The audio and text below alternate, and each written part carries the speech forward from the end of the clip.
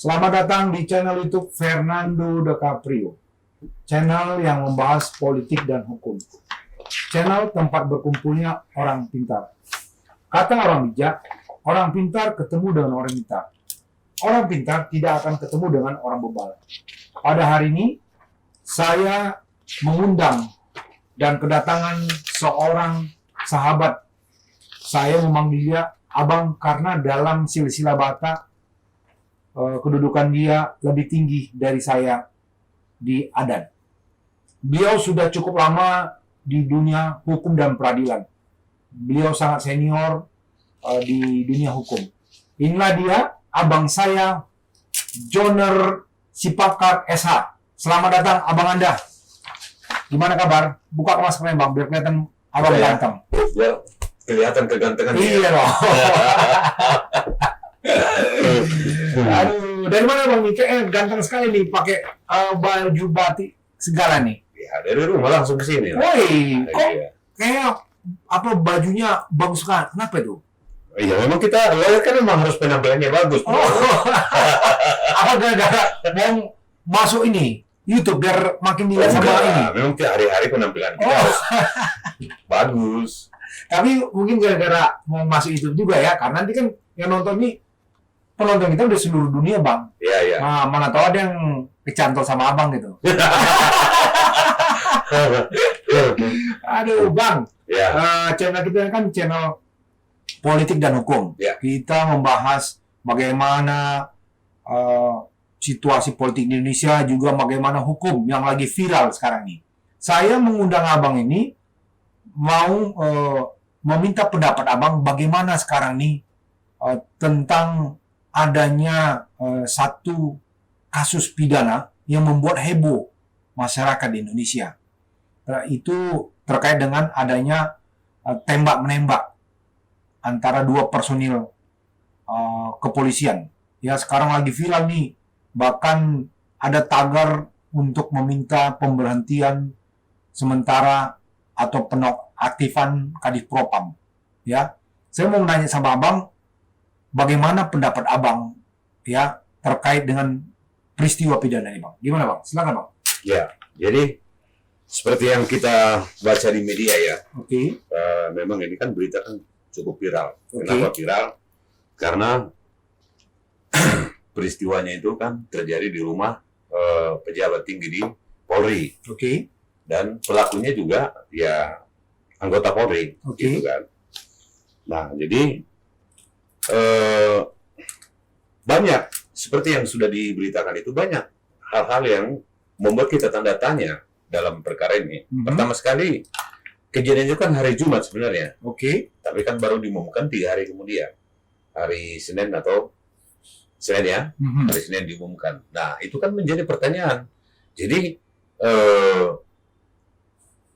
sampai ada tenggang waktu sekian hari itu ada apa sebenarnya di situ? Itu kan. Maksudnya gimana, bang? Masih apakah ada kejanggalan atau peristiwa ini baru terungkap setelah beberapa hari? Maksudnya gimana tuh? Ya, maksudnya kan begitu terjadi itu kan, mestinya kan mereka langsung rilis dong bahwa ada peristiwa pidana terjadi di rumah pejabat Polri, kan Oke. begitu kan? Oke. Nah, peristiwanya kan hari Jumat, Mhm. tapi kan baru diumumkan itu hari Senin, beberapa hari kemudian gitu. Oke. Nah, jadi publik kan bertanya ada apa? 1 atau 2 hari itu, atau 3 hari itu ada apa sebenarnya yang terjadi gitu loh. Mhm. Gitu. Apakah mereka belum siap mengumumkan? Kenapa belum siap? Kan begitu kan? Ya. Apakah untuk meluruskan jalan ceritanya dulu atau menyesuaikan jalan ceritanya? Nah, jadi sehingga orang kan bertanya bahwa ya apa yang diterangkan itu tidak apa adanya, kan Mhm. begitu. Tidak apa adanya atau apa adanya? Gimana nih maksudnya, bang? Ya tidak apa adanya maksudnya.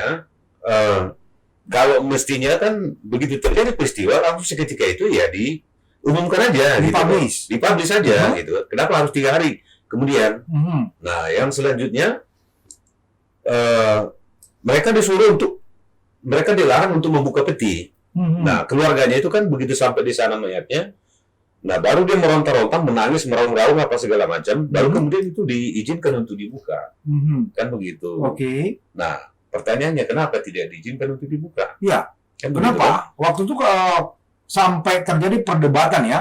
Kita lihat di media cetak maupun mainstream, keluarga meminta dengan memaksa untuk membuka, karena memang kalau orang Batak khususnya ya, pasti tuh dia jenazah tuh tidak mungkin hanya di dalam peti tanpa dilihat oleh keluarga ya. Makanya itu ada di istiadat Batak itu. Iya. Makanya orang Batak itu lama misalkan melingah hari ini belum tentu besok bisa dikubur kan. Bisa 4-5 hari lagi. Kenapa? Karena harus menunggu keluarga dari jauh kan gitu. Harus lihat mayatnya, harus lihat. Nah, itulah tradisi orang Batak. Nah, itu kan mereka itu harus membuat permohonan yang sampai menangis supaya itu diizinkan untuk dibuka kan begitu. Nah, itu kan pertanyaan saya gini, Bang. Apakah kalau misalnya pun orang ini kita bicara hukumnya, kalau misalnya keluarga dari Brigadir J itu meminta kepada pihak kepolisian pada saat itu tidak diizinkan, apa ada hak pihak kepolisian tidak mengizinkan atau bolehkah dipaksa untuk dibuka tanpa izin dari pihak kepolisian? Gimana menurut? Nggak ada urusan.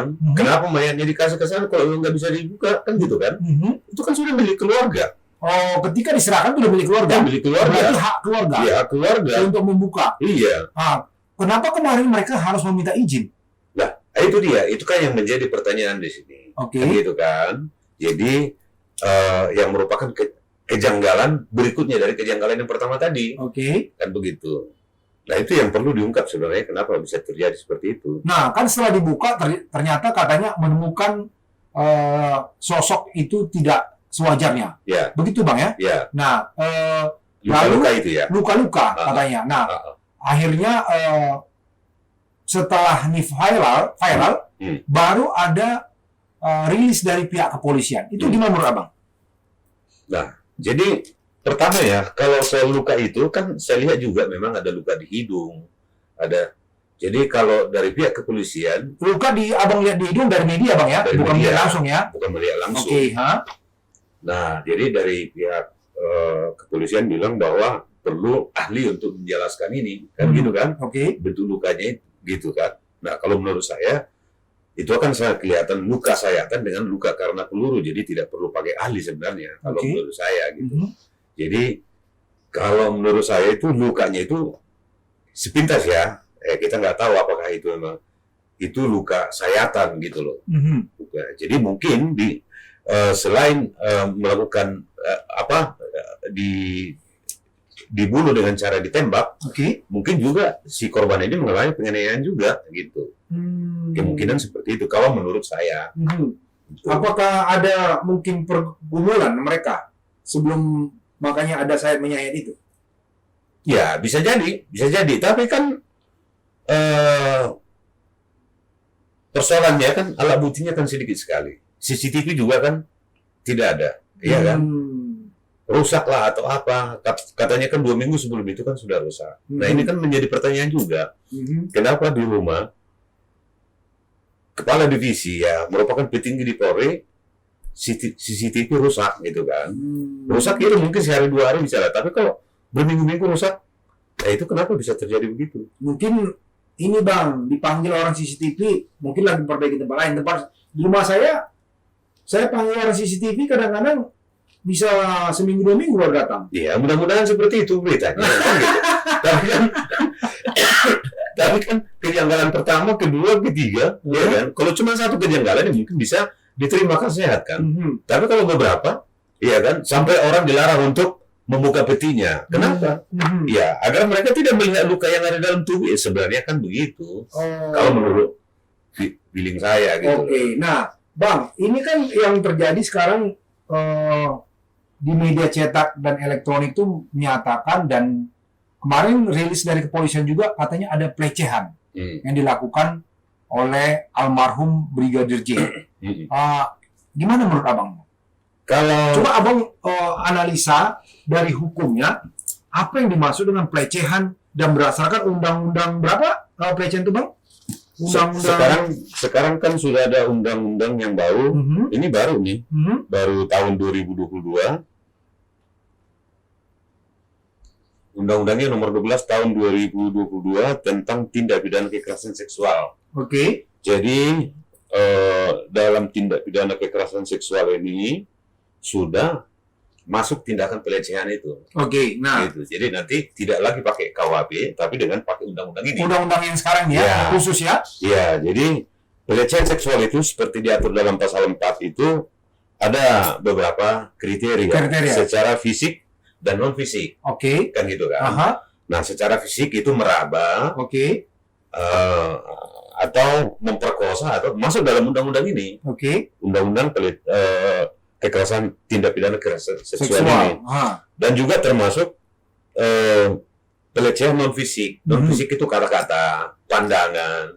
Jadi kita sweet orang juga perempuan, lalu gitu kan? Loh. Itu bisa juga. Kena. Kalau misalnya ke pandangan kata abang, Ya. kalau misalnya saya pandang-pandang ini cewek, Ya. kan kita memandang kalau mata kita dikasih Tuhan untuk bisa menikmati yang indah-indah. Ya. Terus dari mana unsur yang dibilang katakan pelecehan kalau hanya memandang doang? Ya, kalau kamu pandang organ-organ tertentunya, payudaranya Loh, atau berarti apanya, dia buka dong Hah? auratnya. Kalau sampai saya pandang auratnya, iya itu berarti kan. terbuka. Tapi itu kriteria dalam undang-undang ini. Wah, Kan, dia gitu. nggak- Jadi secara non fisik dan fisik. Jadi non fisik itu kata-kata, lihatan, disuruh misalkan lewat perempuan nih, sweet gitu kan. Aha. Bisa juga pelecehan seksual. Loh, ini misalnya nih bang, kan pernah juga sweet gitu kan. Hmm. Nah, perempuan tuh lewat, dikira dia ngapa?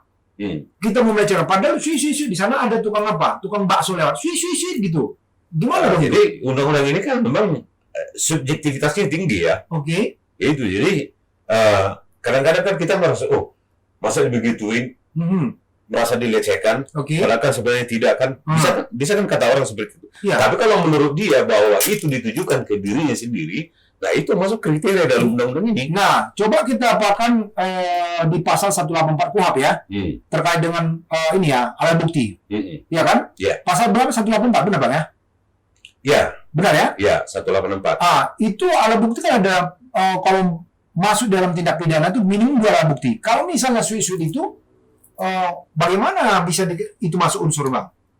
Oh, kalau di sini di dalam tindak pidana pelecehan seksual ini tidak perlu harus tidak berdasarkan pasal 184 itu tadi lagi. Loh, kok bisa? Jadi dia hanya menggunakan keterangan daripada si korban Oke. ditambah dengan bukti yang lain, alat bukti yang lain. Ya kan Satu. minimum dua alat bukti. Ya, Nah, kalau misalnya itu tidak ada sweet ternyata bukan ke dia, apa dasar dia mengapakan ya itu? mungkin akan dipanggil ahli untuk menjelaskan itu ceritanya apakah Mengandung unsur itu. mengandung unsur seksual.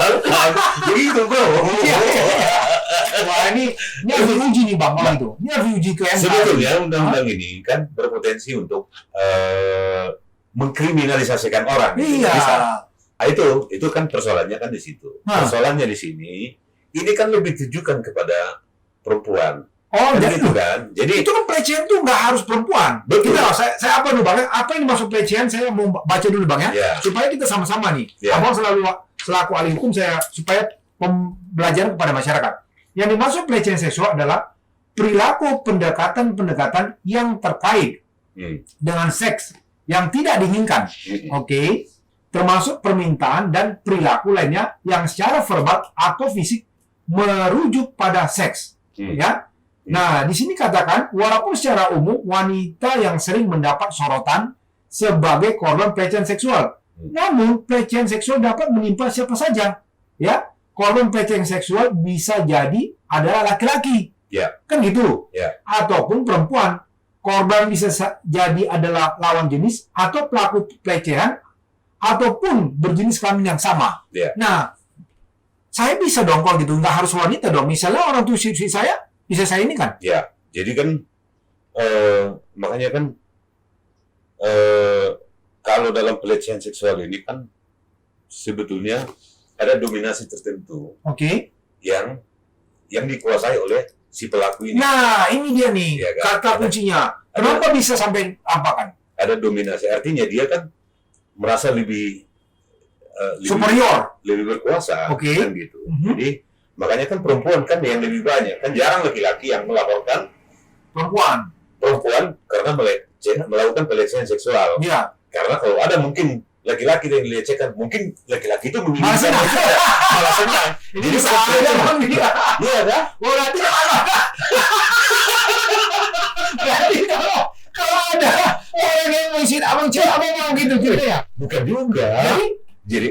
itu kan gambaran umumnya aja, bro. Luar biasa. Loh, kalau saya kalau bilang, misalnya cewek bilang, sih sama saya belum tentu mau juga, Bang. Ya belum tentu mau, Iya, kan? tapi kok abang tadi bilang saya kalau apa, abang seolah-olah kalau wanita yang mengapang susir abang dilecehkan, abang mau aja Ya, gimana? sekarang gini, Ah. ada perempuan kamu raba Ah. pundaknya Aha. atau apa gitu kan? Aha, Ya pasti perempuan itu kan berontak kan? oke, Kenapa? Karena dia kan merasa terancam, merasa takut, oke, kan gitu kan? oke. Nah sekarang baliknya, Aha. ada perempuan cantik meraba kamu, gitu. Ah. Kamu merasa terancam atau merasa takut? Saya belum tentu juga, Bang. Pasti saya loh. Kenapa? Ya memang. Gitu. Kenapa Mbak raba-raba saya? Kayak gitu. Saya juga loh. Nah, tadi pertanyaan saya sama abang. Nah, apakah jangan-jangan kalau abang diapakan sama wanita itu, abang merasa senang gitu maksudnya? Ya bukan saya dong. Jadi- Jangan gitu. Bisa aja. Oke, jadi kita ke itu ya Bang. Jadi kenapa dikatakan pelecehan? Yang viral sekarang katanya istri dari petinggi Polri tersebut melaporkan ini pelaku Mm-mm. Brigadir J itu ini Jadi pelecehan seksual. Gimana menurut abang? kalau menurut saya, ini menurut saya Oke. kecil kemungkinan terjadi pelecehan seksual tadi itu. Oke. Kecil kemungkinan. Kenapa? Karena kan kita harus lihat juga hierarki pangkatan mereka itu kan. Ini kan si Joshua ini kan makanya kan masih jauh di bawah. Oke. Sementara kan bintang 2 gitu. Oke. Nah, jadi jangankan untuk melecehkan seperti itu. Kan parameter pelecehan tadi kan kita sudah jelaskan bahwa ada dominasi, merasa dia lebih tinggi dengan yang dilecehkan itu. Nah, Kan tapi gitu. kalau tadi terkait dengan itu Bang, kita sudah tadi ini kan loh Bang, membuka bukti atau contoh. Ya tidak juga harus ini karena dia lebih tinggi. Tadi seperti kata abang tuh bisa aja abang diapakan wanita pundak abang, ya kan nggak. Apakah perempuan lebih tinggi dari abang? Tidak juga kan? Ya, tapi kan begini, kan kita lihat potensi perbuatan pelecehan di tempat seperti itu, di rumahnya, kan gitu kan? Oke. Nah, terus ada saksi yang lain juga, ya kan? Ada saksi yang lain di situ. Nah, terus jarak antara suaminya dengan rumah itu hanya jarak 1 kilometer. Oke. Jadi potensi untuk tertangkap basah itu cukup tinggi. Nah, seorang pelaku pelecehan seksual, dia kan harus melakukan kalkulasi kriminal gitu loh. Oke. Kalkulasi kriminal itu ada hitungannya gitu loh. Kalau saya lakukan, apa yang akan terjadi sama saya? Tuh, Gitu sebentar kan? Bang, saya apa dulu Bang? Abang coba ini, kita selaku orang yang mengerti hukum Bang ya, dan kita sering menganalisa tindak pidana yang terjadi. Misalnya, pelakuan pelecehan seksual yang terjadi di bus-bus itu, yang hanya menggesek-gesekkan, mohon maaf, alat kelamin itu kan dia tidak memikirkan bagaimana nanti tindakan dia Bang. Gimana tuh Bang? Kalau kita apakan, kita compare dengan yang Abang bilang, bahwasanya Brigadir J akan memikirkan karena jarak antara rumah dengan itu tempat dari pimpinan 1 kilo. Itu gimana? Analisa Abang gimana tuh? Ya, jadi kan ada beberapa kemungkinan di situ kan. Kemungkinan itu bisa ada kelainan seksual atau penyimpangan seksual. Itu yang terjadi kalau di bus. Kalau di bus Oke. itu, atau mungkin ada juga yang penyakit kejiwaan itu eksibisionis, kan bisa saja terjadi seperti itu. Nah, peluang-peluang yang terjadi seperti itu ya mungkin dengan punya kelainan kejiwaan seperti yang saya bilang tadi itu. Oke. Yaitu exhibition itu kan mempertontonkan kemaluannya Ya. di hadapan umum, Oke. gitu kan? Oke. Nah, itu bisa jadi. Nah, kalaupun terjadi misalkan nih di tempat umum seperti itu menggesekkan, dia kan selalu berpikir bahwa perbuatannya ini tidak akan diketahui oleh si korban ini gitu loh. Oke. Karena rapatnya jarak antara dia dengan si korban, si Oke. pelaku dengan korban kan Oke. begitu. Jadi itu namanya kalkulasi kriminal gitu kan. Oke. Nah, jadi ada hitung-hitungannya ada gitu. Oke. Nah, makanya kalau menurut saya itu si Joshua ini, kalau menurut saya itu kemungkinan kecil itu bukan pelecehan seksual gitu. Jadi kenapa dikatakan kecil sekali Bang? Ada nggak analisa bagaimana secara psikologis orang yang seperti abang bilang ke saya, orang yang melakukan pelecehan seksual pada umumnya berarti dia lebih superior. Bisa nggak abang kasih contoh misalnya itu? Seperti abang, misalnya abang melakukan pelecehan itu, biasanya abang lakukan sama-sama misalnya gitu. Contoh. Oke. Jadi gini, saya kasih contoh ya. Ada dua perempuan ya. Oke. Dua perempuan ini sama-sama cantik. Oke. Satu anaknya presiden, Presiden. satu anaknya orang biasa. Oke, presiden mana dulu nih? Ya presiden apa aja lah. Oke. Atau presiden Vladimir Putin atau siapa kan begitu. Ura itu, ura. Iya. Satu anak orang biasa, Oke. dua-duanya sama cantik. Ada seorang pelaku ingin melakukan pelecehan seksual. Dan dia tahu satu anak orang biasa-biasa saja, rakyat jelata, dan satu anak presiden. Gitu Oke. kan. Potensi untuk dilakukan pelecehan seksual satu dari perempuan ini yang mana? Yang mana? Kecenderungannya kan yang biasa ini kan, Oh, oke. anak orang biasa ini kan. Kenapa? Ya, karena dia kan merasa itu tadi hitung-hitungan kalkulasi ininya kriminal tadi dia sudah hitung gitu loh. Oke. Kalau saya melakukan pelecehan seksual terhadap ini, mungkin risikonya tidak seberat saya melakukan pelecehan seksual terhadap anak seorang presiden. Nah, kalau Contoh kita seperti tarik itu. dengan ini peristiwa tidak pidana yang sekarang lagi viral tuh gimana? Apanya analoginya?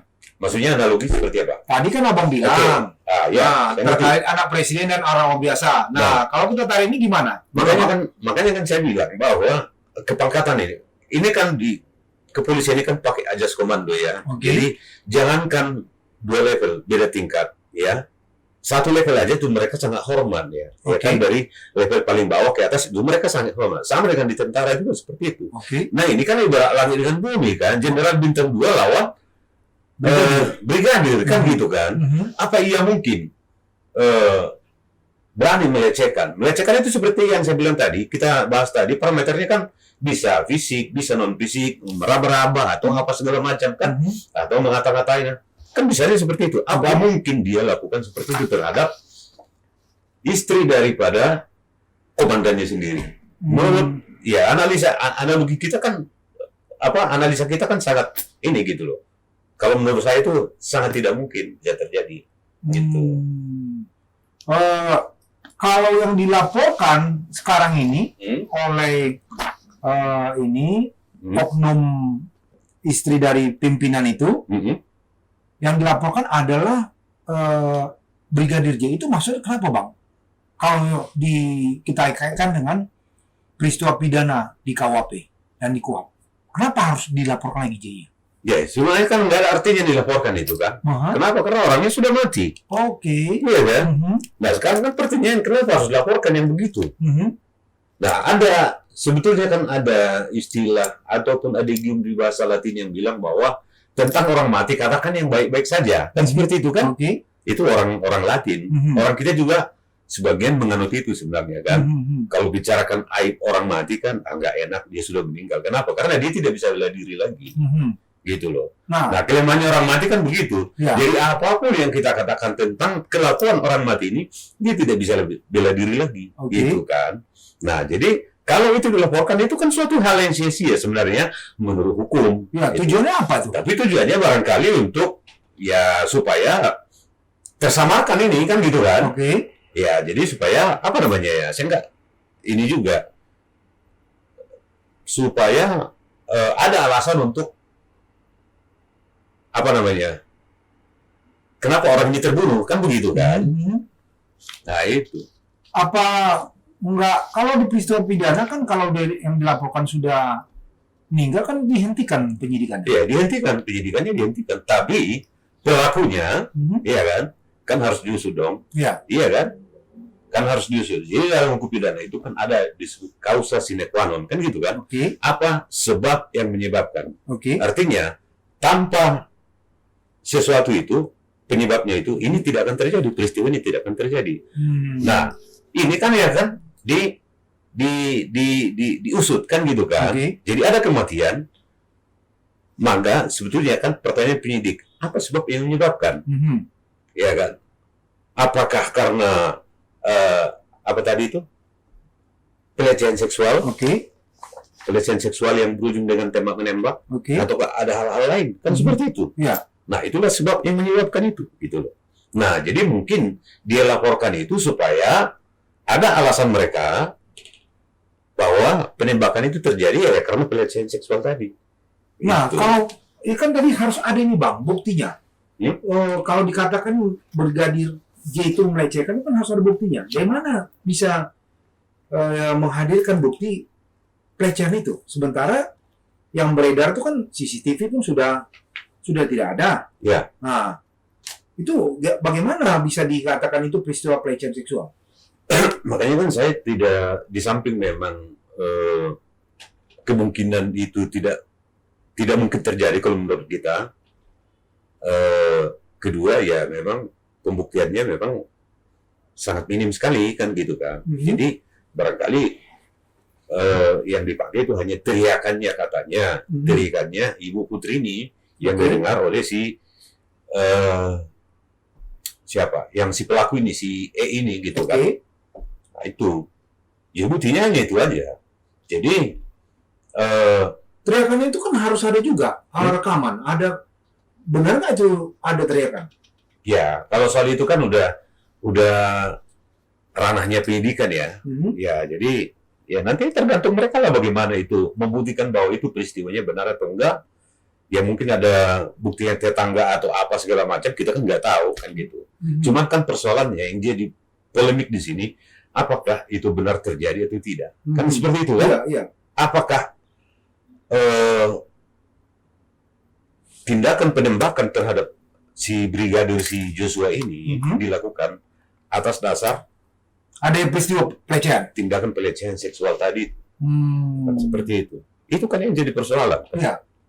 Nah, kalau misalnya kan tadi itu kita sudah bahas tentang alat bukti. Kan ini sekarang baru pengakuan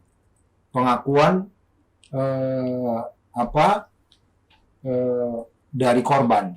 Sementara kita belum tahu apakah polisi yang menembak itu melihat sendiri peristiwa pidana itu. Peristiwa pidana pelecehan itu. Iya. Nah, itu gimana menurut Abang? Ya. Kalau namanya apa kan berarti kan dia melihat dong itu sampai bisa seperti itu. Ya. Jadi sebetulnya nggak harus begitu juga.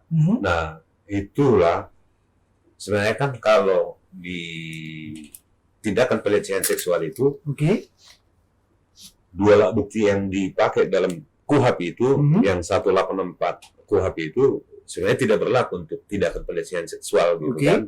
Kenapa? Karena kalau ada bukti saksi yang melihat itu, apalagi ada dua saksi, berarti bukan pelecehan seksual lagi kan begitu kan? Betul. Sudah mau sama mau kan begitu kan? Kalau gimana tadi Bang?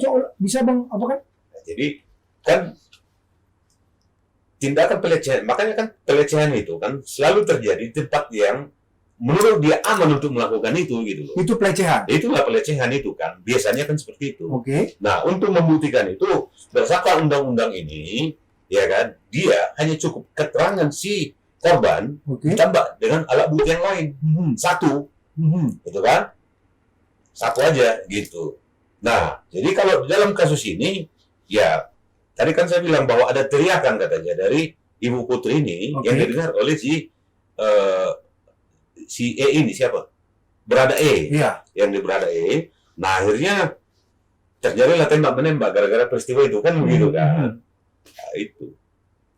Jadi artinya kita nikah lagi pelecehan terjadi itu harusnya tanpa dikendaki oleh salah satu. Ya, satu menghendaki, satu tidak. Itu kan pelecehan. Nah, kalau dikehendaki oleh dua-duanya, itu namanya perselingkuhan atau perzinahan. Kan begitu kan? Gitu.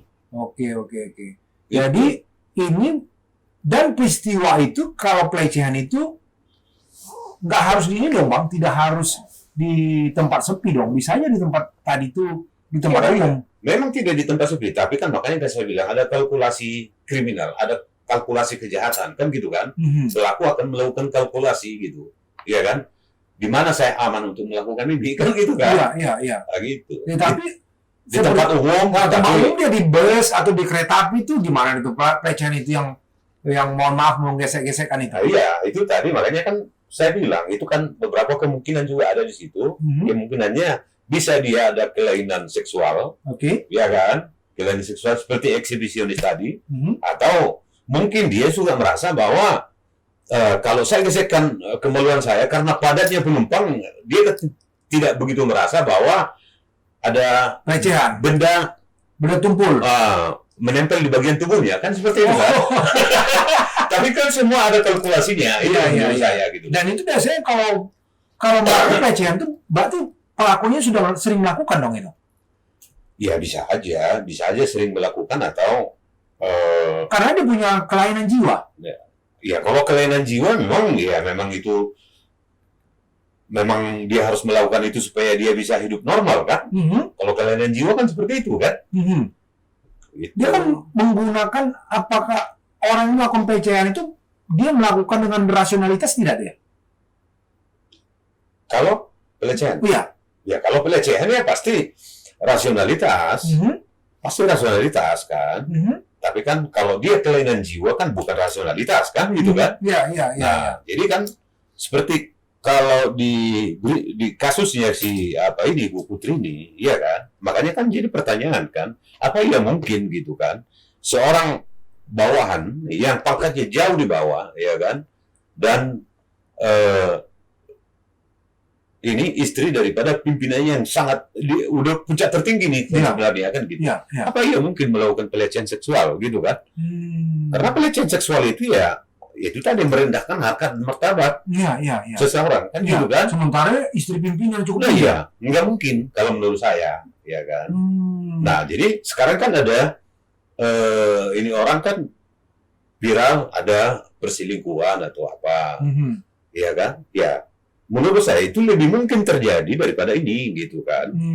Itu meskipun itu belum tentu Belum terjadi tentu. juga, Iya, iya. ya kan? Kita nggak boleh mengadili orang juga, Betul, gitu kan? betul.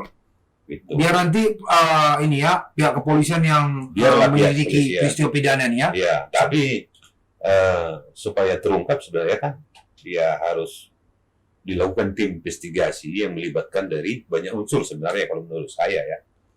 Karena kalau merasa dengan hanya menggunakan internal mereka itu sendiri, ya kan mungkin ada rahasia yang mestinya tidak pantas untuk dipublis. Ya karena mereka yang merasa bahwa itu tidak perlu untuk dipublis, ya mereka tidak publis gitu. Tapi kalau ada dari luar, ya lebih baik gitu. Itu menurut saya. Ya, jadi artinya di sini kalau analisa Abang bahwa peristiwa pelecehan yang dilakukan oleh Brigadir J itu masih dipertanyakan ya. Masih dipertanyakan. Ya. Nah, jadi tapi dalam hukum pidana tadi itu, meskipun tidak ada dalam hukum acara, tapi itu sangat mempengaruhi kausa sine qua non-nya apa, kan gitu kan? Ya, Apa sebab yang menyebabkan ini, kan gitu kan? ya, ya. Tidak mungkin terjadi satu pembunuhan kalau tidak ada sebabnya. Oke. Nah, makanya penyidikan kan harus melihat itu gitu loh, gitu.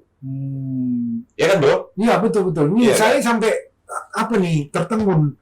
Ini peristiwa pidana pelecehan itu ya apa memang mungkin terjadi yang dilakukan oleh seorang ajudan Ya. ya kepada seorang istri pimpinan cukup tinggi levelnya ya. Iya. Jadi terjadi tembak menembak. Apa yang menyebabkan ini? Ada dua kemungkinan ya. Yang sesuai yang setelah viral. Apakah sesuai dengan yang mereka sebutkan bahwa itu pelecehan seksual? Oke. Ataukah mungkin terjadi yang di luar daripada pelecehan seksual itu? Nah, itulah kausa sine qua non-nya kan gitu. Kan dari sana kan bisa melihat apa motif pelaku melakukan pembunuhan ini. Kan gitu kan. Nah, ada saran Abang untuk apa ke mungkin ke Kapolri atau ke pihak ya misalnya Menko Polhukam kan tetap dia walaupun Polri itu bertanggung jawab kepada presiden, tapi Menko Polhukam masih di bawah supervisi dari Menko Polhukam. Kemarin Menko Polhukam Mahfud MD dia sangat keras sekali berbicara kan tentang peristiwa pidana supaya diusut tuntas. Apakah Abang ada saran supaya peristiwa ini bisa terang benderang? Ya, kalau saran saya dengan hanya menggunakan keterangan saksi yang dua ini nggak akan mungkin bisa terungkap apa yang sebenarnya. Kenapa? Karena calon tersangkanya mereka, gitu kan? Calon tersangkanya kenapa? Ada kematian, mereka yang ada di situ itu maksud saya. Gitu. Jadi apapun yang terjadi, mereka akan melapisi dirinya untuk tidak merugikan keterangannya, untuk tidak merugikan diri sendiri, kan seperti itu. Nah, oleh karena itu, ini dia kan harus mencari alternatif lain gitu. Dia harus mencari bukti lain yang membuat lebih terang tindak pidana yang terjadi ini. Itu menurut saya. Oh, iya, benar-benar. Jadi Kan tidak akan mungkin terungkap dari mereka berdua kan iya. motif peristiwa ini yang sebenarnya kan gitu. Karena Iya. mereka kan pasti ada untuk membela diri atau apa kan gitu. Berarti kan harus dicari. Nah itu tadi, apakah itu perselingkuhan, apakah itu pelecehan seksual, itu kan harus dibuktikan itu, gitu loh. Jadi satu di antara dua itu, nggak mungkin dua-duanya pelecehan sama perselingkuhan kan. Jadi salah satu di antara itu, gitu loh. Ini kalau menurut abang nih potensi dari pelaku ini masuk tidak pidana perencanaan pembunuhan atau gimana bang? Nah itu dia kan, makanya kan harus jelas ini. Kasus sine qua non ini apa? Iya kan? Apakah ini pelecehan seksual ataukah memang ada perselingkuhan? Kan harus jelas ini. Iya. Maka dari situ bisa diurai apa motif dia untuk melakukan. Iya. Gitu kan, bro? Iya, Nah, betul. kita nggak bisa menebak begitu aja. Gitu loh, bro. Iya nggak? Iya. Itu. Jadi ini berarti polisi benar-benar harus ini ya menggali. Harus menggali. Mereka itu profesional banget. Polisi kan hebat. Iya. Ya, tindak pidana yang sangat rumit sekali. Tidak ada bukti, jejak bukti sama. Mereka bisa urai toh. Iya. Polisi Indonesia hebat loh. Iya. Juara 1 di dunia. Oh iya. Jadi iya. Baru tahu saya. Sekarang bom Bali kan tidak meninggalkan jejak apapun, ya kan? Tapi mereka bisa urai sampai terang, jelas, tuntas kan begitu. Iya. Nah kalau polisi Amerika kan tidak begitu, bro. Nah kalau ada kan bawa bom sana, bunuh kan begitu. Kalau kita kan tidak. Dia tangkap, sidik, tuntut, adili, kan begitu kan? Iya. Nah, semua kan begitu. Gitu. Iya. Nah, mereka hebat. Nah, cuman, itu dia. Mau nggak mereka mau tuntaskan ini sampai saya benar-benar. Karena ini di institusi mereka sendiri ya. Institusi mereka sendiri. Oh, oke. Ya tutup mata satu lah, ini kan gitu kan. Iya. Karena ini kredibilitas mereka dipertaruhkan sekarang. Bukan. Kalau dia nggak bisa mengungkapkan ini, wah ini gimana nih nanti kredibilitas dari kepolisiannya? Iya. Wow, ya Gitu. luar biasa nih abang saya nih. Bang, apa yang bisa mungkin abang kasih terakhir nih? Karena ini kita batasin sama produser. Ya. Apa yang bisa abang kasih gambaran kepada penonton channel itu Fernando Caprio tentang peristiwa hukum ini, bang? Mungkin pada keluarga dan lain sebagainya. Ya, kalau saya bilang sih ya, kita kan nggak bisa tahu peristiwa apa yang akan terjadi di depan, ya kan? Jadi yang bisa kita lakukan ya kita selalu berhati-hati dimanapun dan bagaimanapun kondisi kita kan gitu kan. Itu menurut saya. Jadi peristiwa itu kan semua peristiwa bisa mengancam di depan. Bisa terjadi sama kita juga ya? Bisa juga terjadi sama kita. Cuman ya kita selalu harus waspada dan hati-hati kan gitu. Nah, jadi kalau dengan kejadian seperti ini, kita juga kan, loh, polisi sama polisi saling bunuh juga. Bagaimana dengan yang bukan polisi? Bagaimana dengan yang kita ini? Kan gitu kan, bro? Iya. Gimana sama siapa lagi kita minta perlindungan? Ya, sama siapa lagi coba? Nah, kalau salah kenapa harus mati gitu? Iya. Apakah memang benar itu si J ini duluan melakukan penembakan? Itu ya dituntasin lah kan gitu kan. Nah, pertanyaan kenapa sampai 5 peluru yang ada di tubuhnya dia? Emangnya tidak cukup satu untuk melumpuhkan? Kan gitu kan. Betul. Sementara satu peluru pun nggak mengenai jari si pelaku ini. Kan gitu kan. Oke. Nah itu jadi makanya kan kalau ditanya tadi apa yang harus kita lakukan, nah kalau polisi tidak mampu ungkapkan ini ya kita mau berharap sama siapa lagi? Waduh, kan gitu luar kan, biasa. Iya, Ini kan? masukan luar biasa nih, Bang. Kita udah di akhir sesi. Ya. Di akhir sesi saya akan membagikan quote sesuai dengan tema yang disampaikan oleh narasumber. Ya. Kita kan berharap kepada polisi untuk mengungkapkan peristiwa hukum ini seterang-terang, Bang ya. Karena kita berharap kepada polisi ya supaya kita merasa nyaman. Kalau mereka sendiri saling tembak-menembak dan tidak ada rasa kenyamanan, kita melihat peristiwa itu tidak bisa terungkap, sama siapa lagi kita minta perlindungan. Iya. Karena polisi bilang melindungi dan mengayomi. Itu kata moto Bang ya. Iya. Nah, jadi di akhir sesi kita minta kepada penyidik untuk bisa membuka terang benderang. Dia bilang ini, kejujuran dan kebenaran adalah fondasi dari setiap berkah. Ya, kalau polisi nggak mau apa nih, kita minta kepada siapa lagi Bang ya? Iya. Nah, jadi kepada para penonton channel YouTube Fernando DiCaprio yang mau menggunakan jasa hukum abang saya, Jonier Sepakar SH, silakan ya, tulis di kolom komen. Ya, beliau ahli hukum pidana, perdata, ya, perceraian juga, ya, dia pakarnya lah, karena dia sangat senior. Dia cuma nggak ahli hukum cinta mencintai. Itu Bang ya. Oke ya, jadi itu aja yang bisa kami sampaikan. Tetap jaga kesehatan Bang, tetap semangat. Oke. Nanti nih baru kita bikin sesi pertama nih Bang. Ya. Saya yakin ini viral ini langsung nih. Ya. Ya, nanti sesi kedua saya undang lagi ya Bang. Oke Bang ya. Oke. Thank you Bang. Ya. Tetap Thank semangat you. Bang. Jaga kesehatan. Thank you. Terima kasih, Bro. Sama-sama Bang. Oke.